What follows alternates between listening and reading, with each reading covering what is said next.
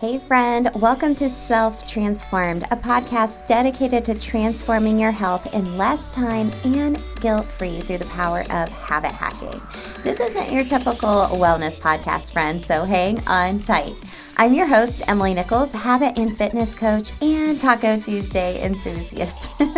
Hey, I know the struggle is real when it comes to taking care of you. As a busy working mom myself, my clients and I have felt physically and emotionally drained, but lack the time and confidence to actually make ourselves a priority. Plus, all the health advice out there is so confusing and overwhelming, right? Redefining what true health really means paired with habit strategy from the female perspective has been the key to empowering my clients and even myself to finally create a consistent, healthy lifestyle that doesn't feel hard or just like another thing on your long to-do list. I'm now on a mission to equip you with these same sustainable habit hacks and affordable tools to help reset your habits in any season of your life in order to help you thrive. So if you're ready to habit hack your health and create your transformation together, then let's do this.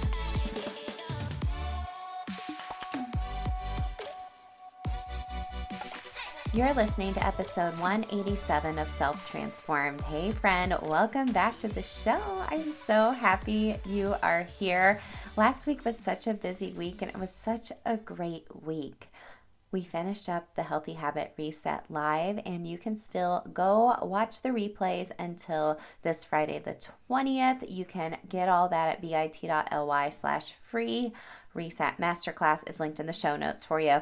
You're able to go get those replays, get the free workbook, but also I announced that I am now taking new habit hackers again for the Habit Hacking Society. I would love for you to come join my membership community. In my opinion, it is the best community out there to help you consistently build healthy habits. And I've created this society, this membership in a way where we're all supporting each other. We have themes every month, of course, just around our fundamental needs and habit hacks and tools from the Transformation Shop to help you consistently have that accountability, that grace, which are the three accountability, consistency, grace are the three pillars that I have built this society on to really help stay disciplined with your habits and do it in a place where we're all just doing life together and just trying our best. So it's linked in the show notes if you want to come join us in the society. This is the week to come join us because we have our quarterly guest speaker coming on this Thursday, Kate House from the Live by Design podcast, talking all things vision boarding, planning for the new year, digging deeper into goal setting, which I'm really excited about. Everything I do in the Habit Hacking Society and teach there is what I personally use as well. And I'm always looking for extra coaching. Kate's actually part of a mastermind I am a part of, and I'm really excited to do this. I don't know about you, but I've been really easing into goal planning this year and really taking some intentional time to reflect, and I'm really excited. I'm kind of taking the whole month to plan for the new year, which no pressure. I really love that. So come join us. It's a monthly or yearly membership, your choice. You lock in your rate though forever, and you get a lot of amazing perks by being a society member. So I won't get into all the details. You can go to the show notes to get the link and come join us in the Habit Hacking Society. You'll get replays of everything else we've had. We have a private podcast, tons of basic downloads to help you habit hack your health every month, and the girls get free tools from the Transformation Shop too. So I love it. My heart is over there, and I'd love for you to come join us.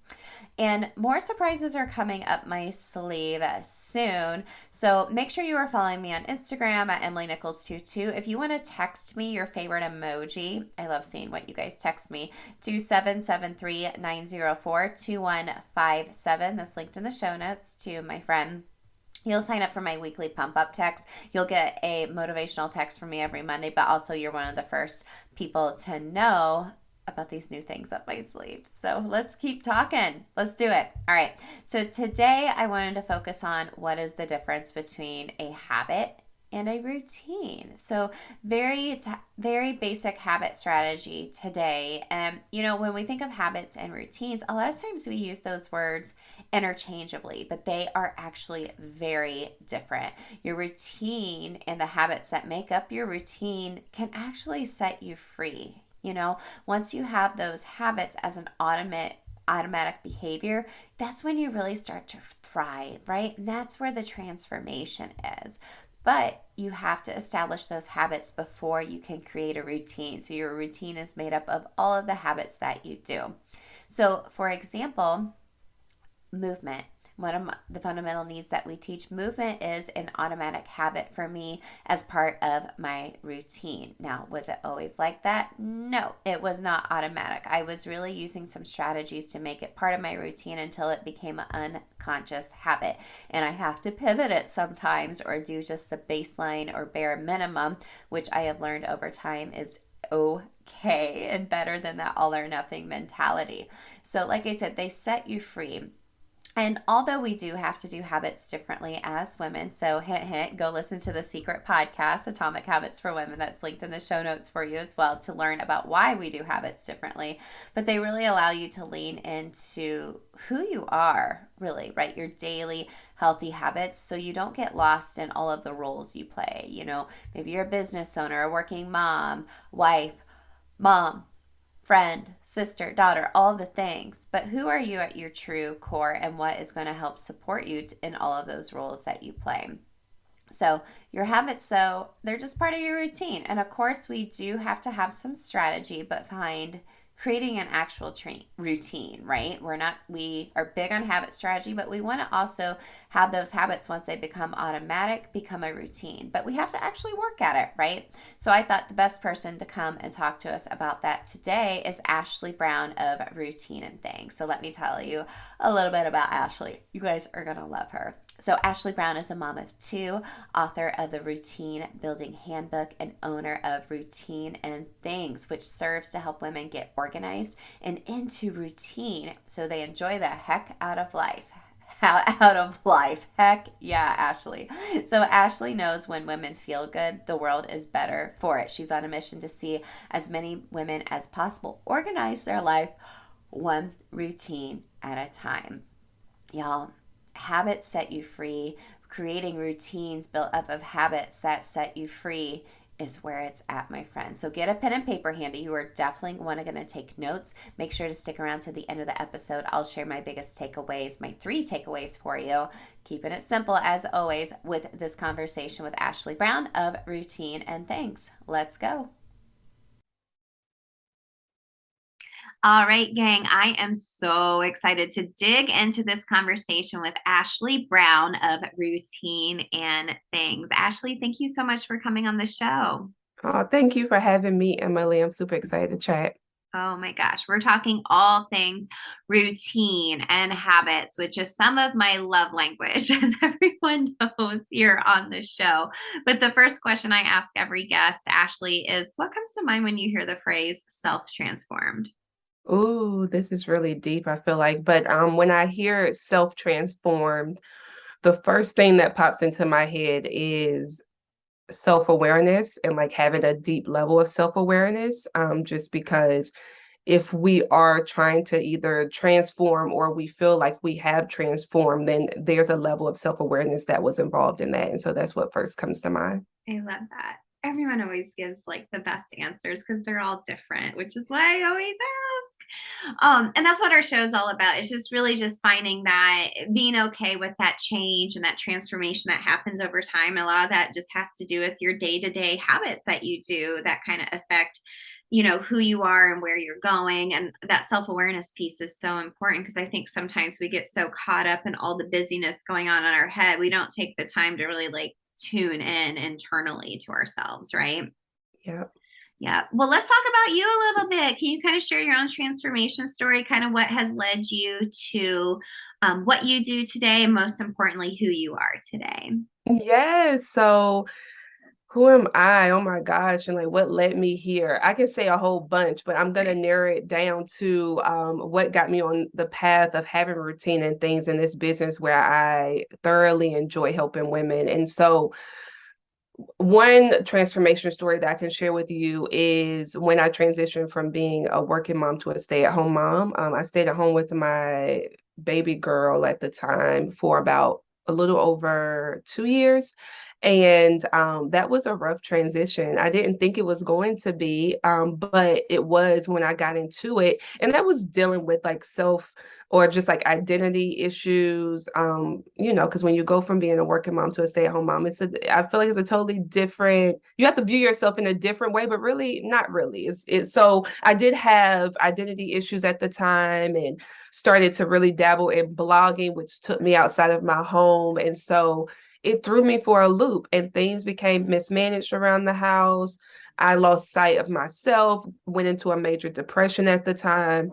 And what brought me back were routines. Of course, God too. I'm a huge God girl, but routines were definitely credited for really helping me to build like those daily habits and daily rituals to nurture myself back to a great space and to care for my home in a way that was healthy on a consistent basis and my family. And so that's what is like one of my transformation stories. And so that's how I've gotten to having routine and things, but just who I am. I've done a lot of transformation throughout that time as well, because not only did I find routines, but I also developed a deeper level of self-awareness during that time too, just with the identity crisis and understanding that in order for me to live life well, I need to really manage my energy very well, which includes my emotions. And so that was a huge thing for me at that time. It continues to be. And so who I am is a girl who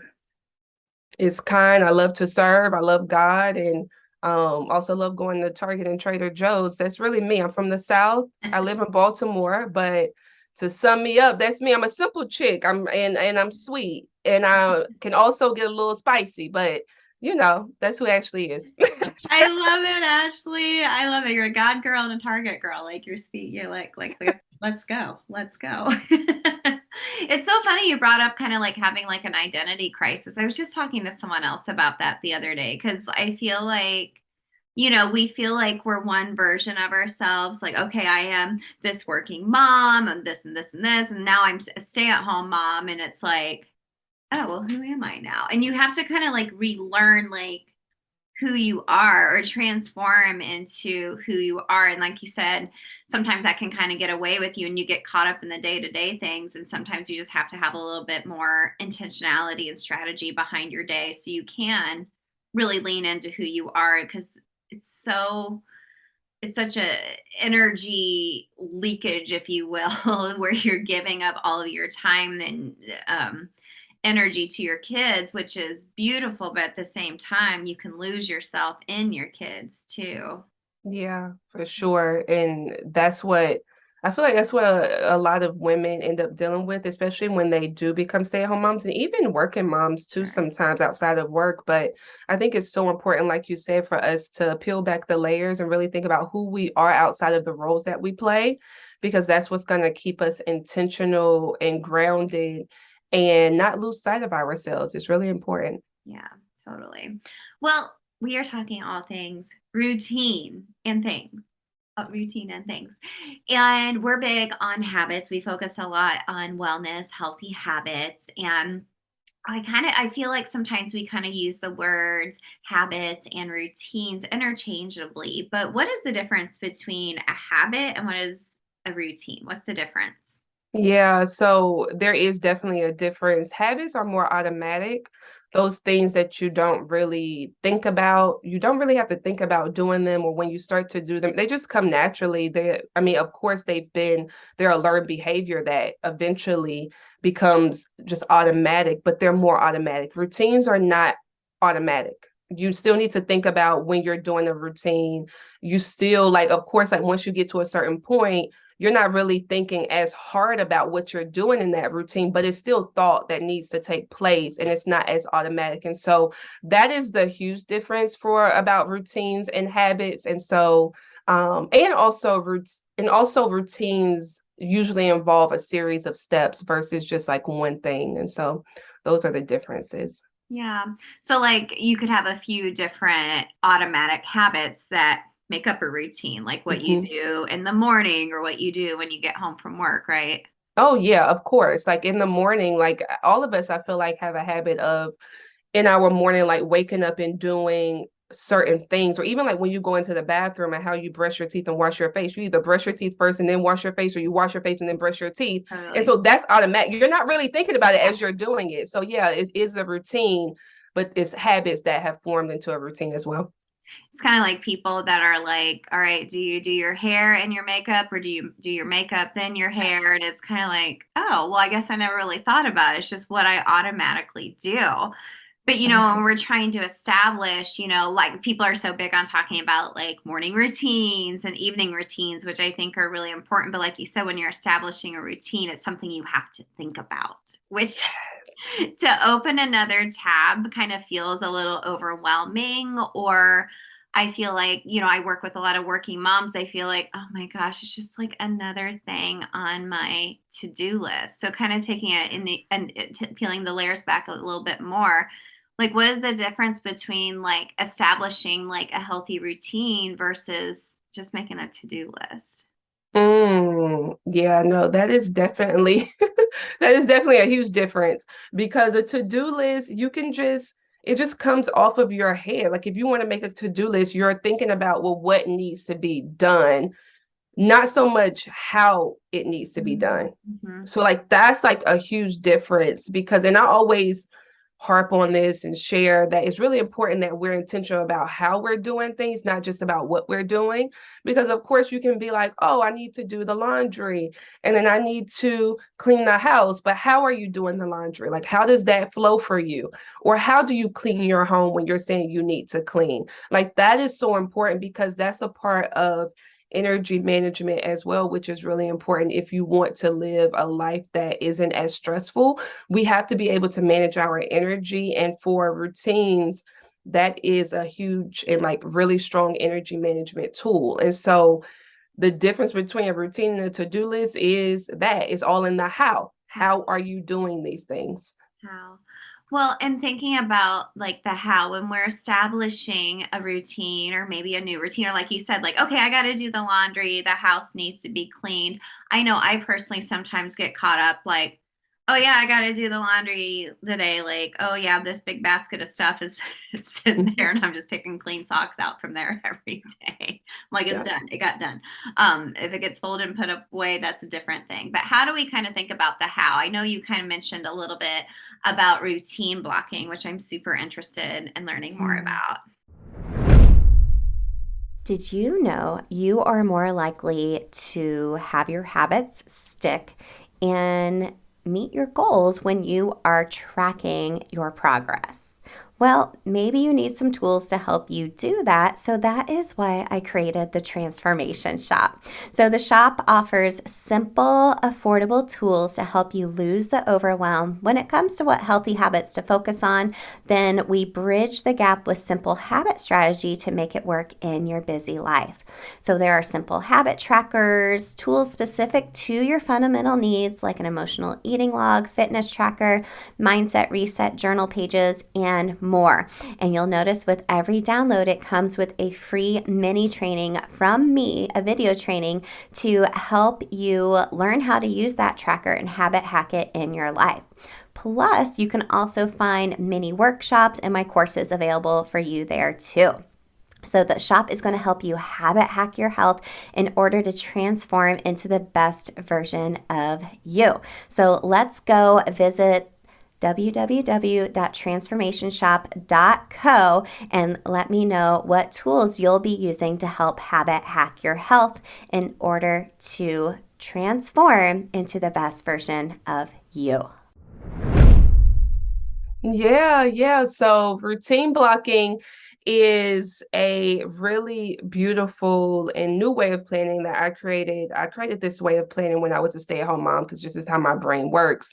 But I found it to be really instrumental in helping me to plan in a way that was realistic and allowed me to follow through and also remain grounded within my week and not as stressed. And so routine blocking is when you organize, it's a planning method where you organize your tasks, weekly tasks into four routine categories, including self care, family, cleaning, and cooking. And so those 4 routine categories I specifically put within this planning method because when you think about it, those are the things that we are doing on a day-to-day consistent basis, or at least we want to do. I know that some people may be on here saying, I don't do self-care daily. Well, you need to. You need to. It's so important for you. And so, and I know everyone has heard that, but it's very vital.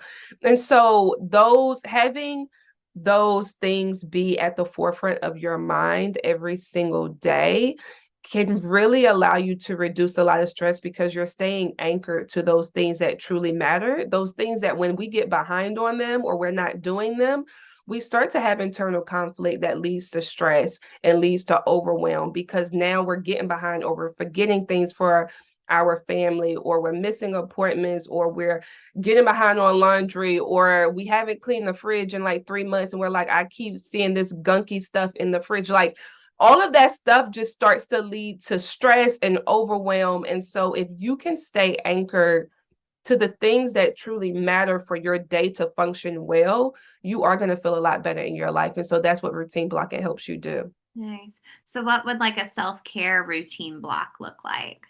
Oh, you could put anything in here. So how the routine blocks work is, for example, like you're doing self-care, you're like, okay, Monday, what am I going to do for my self-care? It could be, I'm going to take a walk. It could be, I'm going to just sit by myself in my room for 10 minutes. It can be, I'm going to move my body. It doesn't even have to be a specific exercise. It can be move my body. It can be paint my nails. It can be take a bath. It can be do a meditation. It could be, go on a date with my husband because that's self-care to me. Like it can be whatever, or just chill with my family if you haven't had family time. I think that self-care really is subjective, and it's really about what's going to bring you some nourishment to your soul. And so that can be whatever in that block. I love the way you categorize those, your routine blocks too. You hear a lot of folks talking about time blocking, and I'm the type of person where I like to have kind of like 4 categories throughout my day. Like, okay, here's like my morning stuff, here's like my work block, here's like my mid-afternoon, then like my evening stuff that always happens kind of like day after day. But I'm also the type of person where time blocking used to kind of stress me out because I was like, okay, 8 to 12, I got to be doing this. And it's like 12 p.m. I'm like, I didn't get everything done I needed to in my morning block. Now I feel stressed out because I kind of feel like tied down to those things. How can we kind of lose those ties and maybe give ourselves a little more grace when we're not sticking to it? Because it's not going to be perfect. Yeah, no, it won't be. And that's a part of it right there, is leveling our expectations, because it's not going to be perfect. And if you ever think you're going to check off every box every day, it's not going to happen. And so if we, don't lead with that, lead with, I'm going to do what I can based upon the time that I have and the energy that I have. That's what I'm going to do. And so I'm the same. I never really liked time blocking, just in general, just because it felt like a restriction of like, it felt like a restriction, which is great because, yeah, you are kind of focusing in that time. But then if you don't get it done, you do, in a sense, be like, oh, dang, didn't get this done. And especially once you enter into having kids, and that's a whole nother ball game. And so, and so for me, that's why I knew that I didn't want routine blocking to be focused on time, but more so focused on the routine category in itself. And you get to determine when that happens. And so that's something that I'm glad you mentioned this, because I feel like a lot of people focus on time management. And one thing that I've been discovering like over the past like few months is our problem isn't really time management, it's really energy management. And if you can get a hold of your energy and like manage your energy well, your time management gets better. So totally. That's so funny. I have an episode that just dropped today. Every Thursday, I have a habit hack, and I talk about time versus energy today because I heard the term the other day, preparing for another podcast interview, energy leakage, where your energy, like, and sometimes it can be good. Like a conversation like this, gives me energy, but also it can deplete energy too, where it's like, okay, now I need to, replenish my energy at that time. I think it goes back to that self-awareness piece you mentioned earlier, Ashley, like, okay, like this gives me energy. Or maybe there's like a friend, like every time you talk to them, you're like, I'm exhausted. Like they're so negative. Love them, but like they're exhausting. So setting boundaries with them too. And I love that. And, you know, like we going back to the time blocking thing, kind of just thinking about what energizes you and your routines. And maybe some people need more strict schedules, and that's great. But it's that self-awareness piece where it's like, well, I just need to know like this is like my family block and I'm good to go. Yeah. Yeah. Yeah, exactly. So what kind of tools? I know you just came out with a planner, which love it. I was just looking at it online. I love the way how you have it all laid out. What a great tool to practice routine blocking. Can you share a little bit more about that and how everyone can use that as a tool, especially with this coming out in the new year? Everyone's getting planners, or they already got one, or they've already decided that wasn't the planner for them, and Yeah. it's already collected dust. They need a new one. So let's talk about it. Yeah. So the Routine and Things Planner is out, it's available. I'm super excited about it because it is a routine-oriented planner, and I love it because you're able to build routines within the planner and incorporate those slowly over the quarter. So you're able to each quarter think about, what routine do I want to build? Which routine do I want to incorporate into my life? And the reason why that was really important for me, of course, like, I'm the routine queen, and so that's like, it had to be in there. But why it was really important for me is because sometimes, and for those listening, you may resonate with this. Planning is awesome. Like, I would never say planning is not helpful. I would never say planning is not great. It is. I've done it all of my life. However, there comes a time when you start to realize that planning isn't enough. Like, I'm still overwhelmed, I'm still stressed. And that's where having routines that are helping you to consistently take action in a healthy way kind of makes up for that. That's like the missing link. If you're feeling like, what, I'm still stressed, even though I plan, or I'm still overwhelmed. Like, if you don't have routines on board that are healthy, that possibly is the reason why. And so I love that you're able to incorporate routines into your life using the planner. And then the routine blocking method is in there as well, which is really helpful. And one, like I said, keeping you anchored to really what matters in your day to day, so that you're not as stressed, and so that you don't get behind as much, and you're able to connect with your family and yourself on a consistent basis in a way that feels good to you. It also helps you with time and energy management. Like I said before, I specifically, when you look at the layout, I specifically chose to do the blocks because it really invites you to simplify how much you're doing and what you're doing. And so that's going to hugely help you avoid burnout and manage your time and energy better.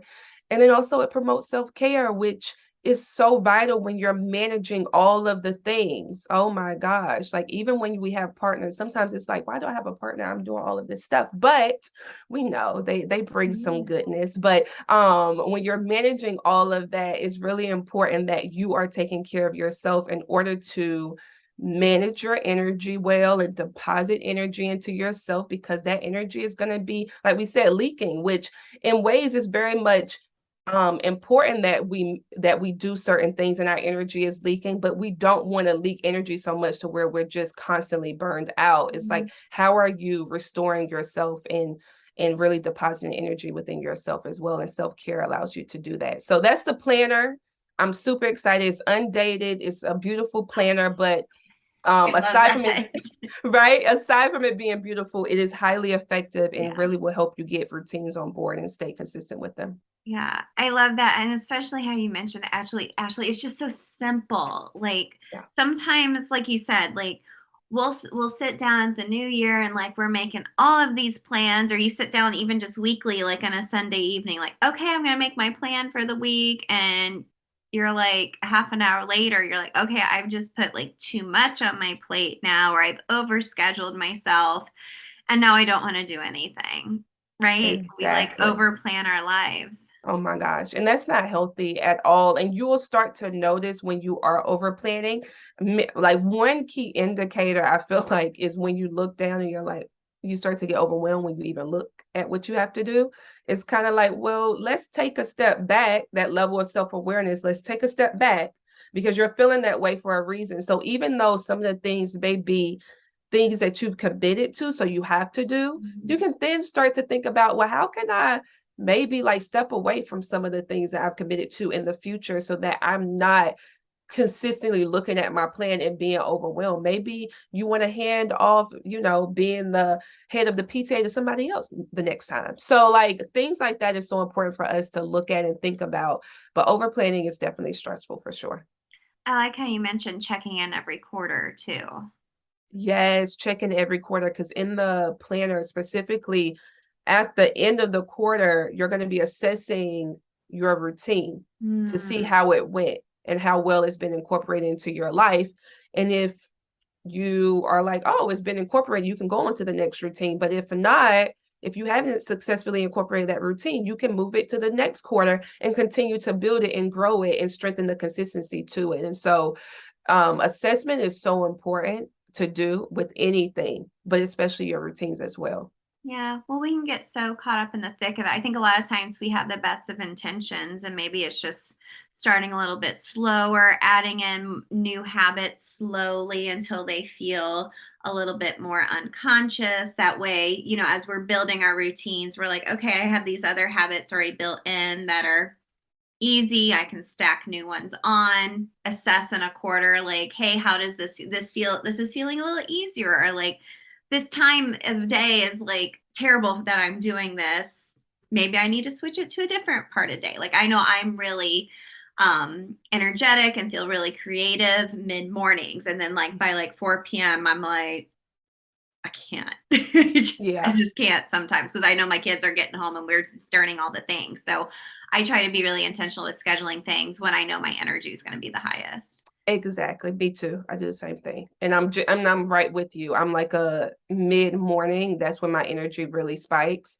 And like I would say for me around like 3, I'm like done. I'm like, okay, I can get stuff done, but I'm like, okay, Yeah, that's like the mindless stuff. Yeah, it's not going to be quality work. Well, and this is allowing you, like you said, to take an assessment every quarter and reevaluate from there. So, what's your biggest tip to ensure someone uses a planner? Oh my gosh. Like this is something I would be I'm so at, embarrassed to show you how many planners I have like bought over the years, and then like in February, March, it's like empty, and I'm like, oh, January was great, but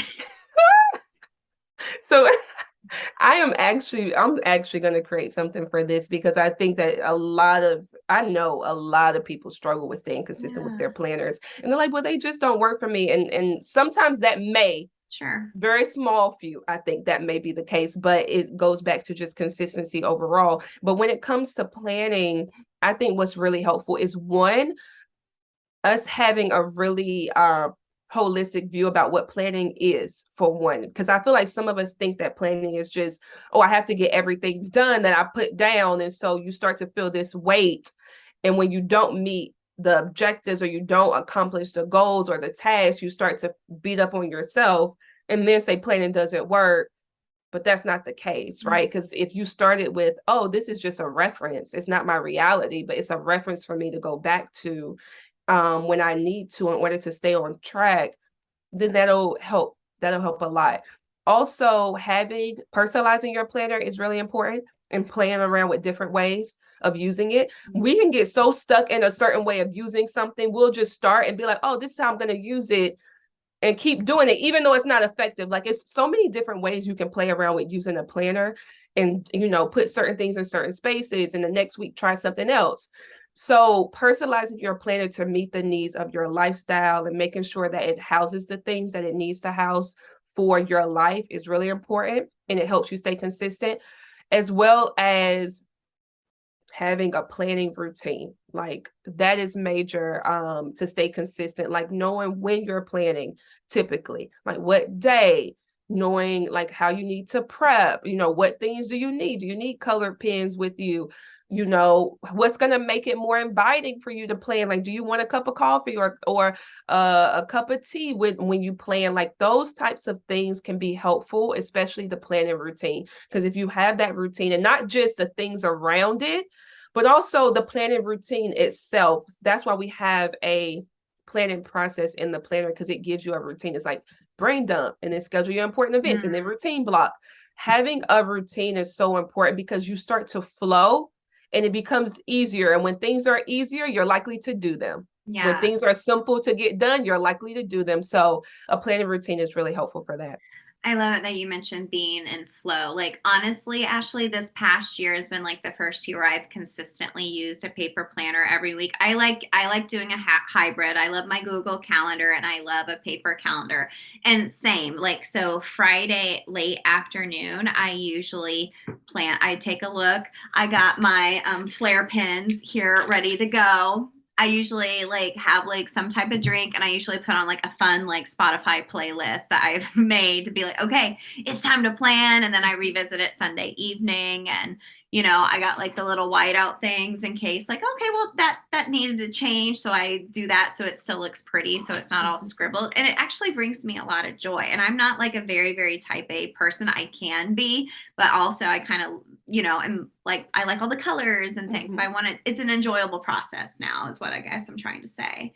Exactly. And so you just hit the nail on the head right there. You need to enjoy it. So whatever that's going to be for you, play around with things and see what allows you to enjoy planning. It doesn't have to be this like thing that's like, oh my gosh, I have to plan today. And no, get excited about planning because that's going to be helpful for you as you go throughout your week or go throughout your day. Like planning is a peacekeeper, I believe. And so, Ooh, yeah. yeah, it's Well, going it's to be getting really it all helpful. out of your head. Like how much stuff do we have in our head? Like, Exactly. and then like you said, then we Exactly. start forgetting things and then we're Yeah. just feeling like chaos. Like you're getting it out like physically on a planner. I love it. Exactly. I Mhm. love it. Well, I could talk to you forever about all things routine and things. We'll make sure to link the planner in the show notes. But how can everyone connect with you and find out more about routine and things? Yes, you can visit our website at routineandthings.com or also follow me on Instagram at routine and things.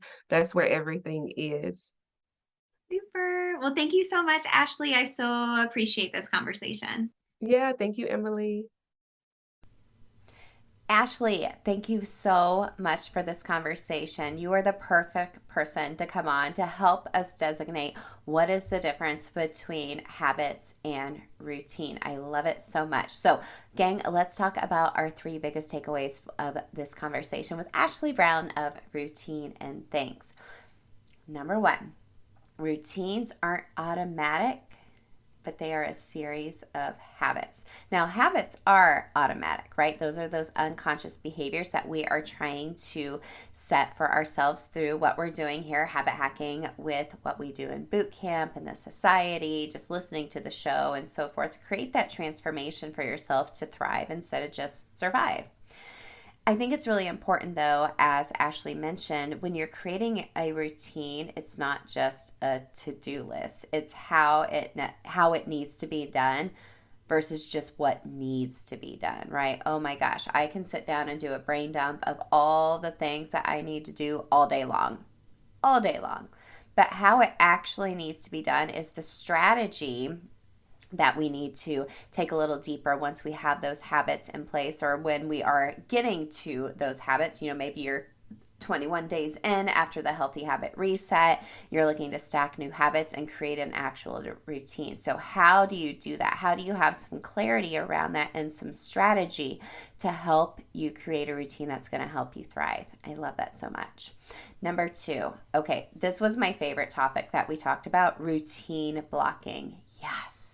Time blocking kind of stresses me out. I do practice a form of time blocking. I theme my days throughout the week, as far as like, this is a podcasting day. This is Mondays are always my Orange Theory day and Hot Works day. It's almost like a self-care day for me. And I love how she has her categories as self-care, family, home, cooking. I love that so much because those are pretty much comprehensive of what we are doing every day, right?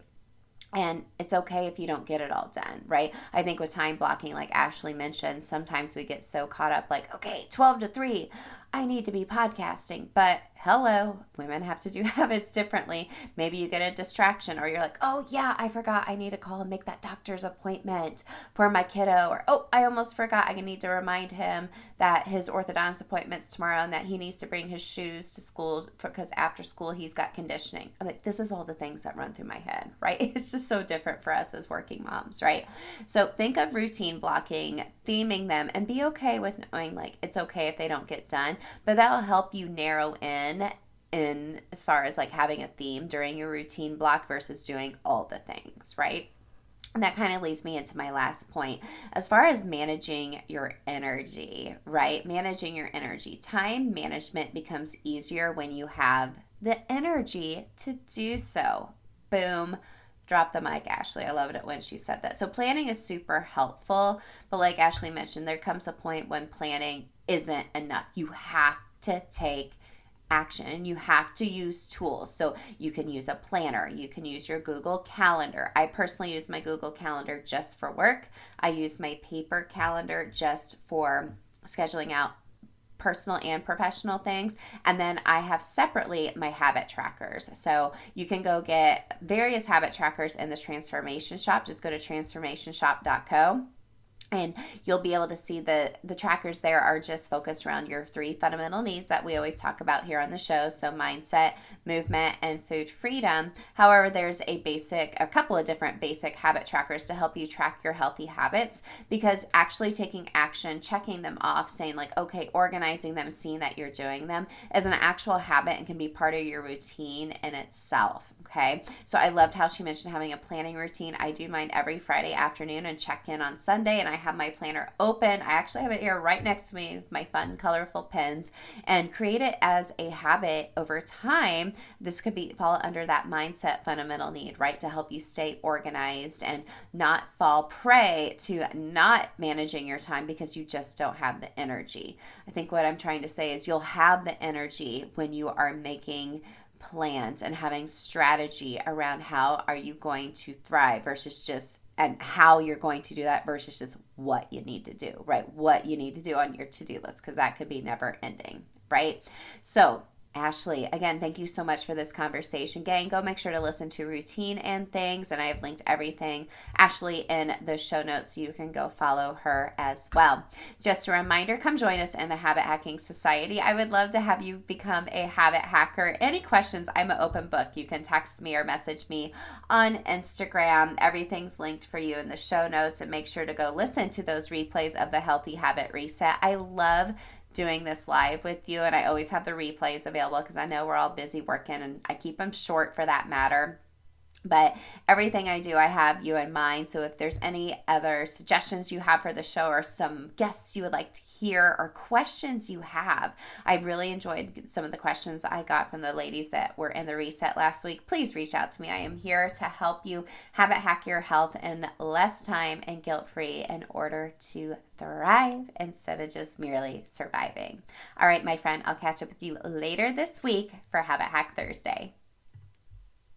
Hey girl, real quick before you go, if you want some free motivation texted to you every week to help you habit hack your health, send me your favorite emoji to 773-904-2157 to sign up for my weekly pump up text. I can't wait to catch up with you there. And if you have any quick questions for me or feedback, it's me on the other end. So text me back, friend. And if you love the show, the number one way you can thank me is to leave a rating and review in iTunes. That way more mamas can find the show. Tag me in your Instagram stories at Emily Nichols22 what you love about the show. Show me your review so I can shout you out. Love and appreciate you, friend. I'll see you next time.